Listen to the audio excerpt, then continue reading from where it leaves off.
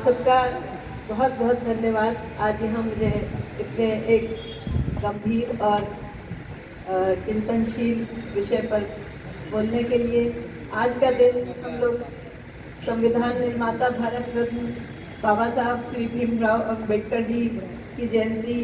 के जो पखवाड़ा चल रहा है उसी परिप्रेक्ष्य में जब ये बच्चे मेरे पास आए कि हम लोग सावित्रीबाई फुले जी की याद में एक लाइब्रेरी की स्थापना करना चाहते हैं, तो बहुत ही खुशी का अनुभव हुआ। और मैं स्वयं एक डॉक्टर हूँ, एक महिला होने के नाते ये अनुभव करती हूँ कि शिक्षा का अपने समाज में एक अलग योगदान है। शिक्षित लोग समाज को शायद एक सही दिशा की तरफ ले जा सकते हैं, और शिक्षा वो आँखें हैं जो हम लोगों को रोशनी प्रदान करती है और हमको एक दुनिया में तो हम लोग आते हैं, लेकिन अगर हम शिक्षित होते हैं तो वो हमको एक पूरी अलग तरीके से पूरी दुनिया को समझने में, अपनी वैल्यूज़ में, मूल्यों को समझने में एक सही दिशा देने में सक्षम है। इसी कड़ी में आप लोग सब लोग यहाँ पे बहुत विद्वान लोग यहाँ मौजूद हैं। मैं बहुत अच्छी वक्ता तो नहीं हूँ, लेकिन जो महसूस करती हूँ दिल से उसी की बात बताती हूँ आपसे कि शिक्षा में जो एक बाजारीकरण हो रहा है,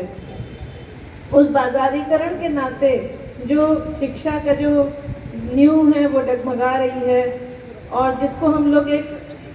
फॉर्मल एजुकेशन कहते हैं, वो फॉर्मल एजुकेशन कहीं ना कहीं घायल हो रही है। मैं स्वयं, मेरे पिताजी एक मामूली पोस्ट पे थे, पुलिस विभाग में थे, लेकिन मुझे इतनी उनकी तनख्वाह नहीं थी कि मुझे कोचिंग वगैरह करा सके। तो मैं इसीलिए इस लाइब्रेरी से एक दिली जुड़ाव महसूस करती हूँ, क्योंकि अगर उस ज़माने में हम लोगों की कॉलोनी में जो पुलिस विभाग का मुख्यालय, रेडियो में काम करते थे, पुलिस रेडियो में, तो कॉलोनी में एक छोटी मोटी लाइब्रेरी होती थी और हम लोग सब लोग उसी में जाके पढ़ाई करते थे। और एक साइक्लोस्टाइल मशीन थी ऑफिस में, उसी से जो कुछ संपन्न बच्चे थे जो कृष्णा कोचिंग वगैरह अटेंड करते थे, उनके नोट्स हम लोग उस ऑफिस की मशीन को इस्तेमाल करके नोट्स को कॉपी करके और पढ़ते थे। जब मेरा सिलेक्शन हो गया, इंटरमीडिएट के बाद पहली बार में ही मेरा सिलेक्शन हो गया ऊपर वाले की कृपा से, तो मैंने अपनी वो सारे नोट्स वहीं पे लाइब्रेरी में डोनेट कर दिए थे। और वो परंपरा हमारी ग्रैंडफादर, मेरे दादाजी ने मुझे सिखाई थी कि हमेशा जो पढ़ लो उन किताबों को किसी ना किसी को दे दिया करो, क्योंकि जब तुमने उसमें से जितना ग्रहण करना था वो कर लिया है, तो वो किताबें तुम्हारी अलमारी में सजी रहेंगी, तुम्हें देख के शायद खुशी होगी, लेकिन वो किसी काम की नहीं होंगी तुम्हारे लिए। लेकिन किसी दूसरे बच्चे को वो चीज़ें उसको उतनी ही शिक्षित करेंगी। तो मैं जब गोरखपुर में आई, मुझे ये बहुत महसूस हुआ कि यहाँ पे लाइब्रेरी की बहुत ही कमी थी, और कई बार मैंने नगर निगम में भी जाके इस बारे में चर्चा भी करनी चाहिए कि यहाँ पे छात्रों को पढ़ने के लिए लाइब्रेरी की सुविधा होनी चाहिए, और लाइब्रेरी में वो तमाम पुस्तकें एक जीवन का मतलब एक सोर्स है। जो पढ़ने वाले बच्चे होते हैं उनके अंदर इतनी तृष्णा होती है, जिज्ञासा होती है, थर्स्ट फॉर नॉलेज होता है, वो नॉलेज को कहीं ना कहीं से ग्रहण करना चाहते हैं। चाहे आजकल इंटरनेट पे भी बहुत इंफॉर्मेशन होती है, लेकिन हर चीज़ इंटरनेट पे सही नहीं होती है।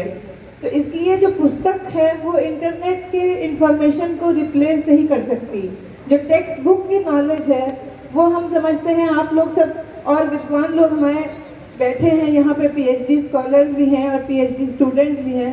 वो शायद एग्री करें या नहीं करें, आई डोंट नो, लेकिन मेरा अपना मानना ये है कि टेक्स्ट बुक की नॉलेज जो होती है, जो छपी हुई किताब होती है, उसमें जो भी लिखा होता है वो बहुत विवेचना करके और सोच समझ के लिखा जाता है, क्योंकि वो साल दर साल, पीढ़ी दर पीढ़ी चलती रहती है। जैसे हम लोग की जूलॉजी की किताब थी जॉर्डन निगम की, कई लोगों ने पढ़ी होगी, क्रिश्चियन कॉलेज के प्रोफेसर थे, उन्होंने लिखी थी जॉर्डन निगम की जूलॉजी, और उसी से पता नहीं कितने हजारों लाखों डॉक्टर बन गए उसको पढ़ के, उससे क्वालिफाई करके। लेकिन वो जो लिखित चीज़ें होती हैं उसका कोई सानी नहीं है। तो मेरी बहुत बहुत बधाई आप सबको इस बहुत अच्छे पहल के लिए। जो भी इसमें योगदान हो सकेगा मैं करूँगी, और कोशिश करूंगी कि बहुत जल्दी आप लोग इसको डिजिटल लाइब्रेरी के तौर पर भी इसको आगे बढ़ाइए। थैंक यू सो मच, धन्यवाद।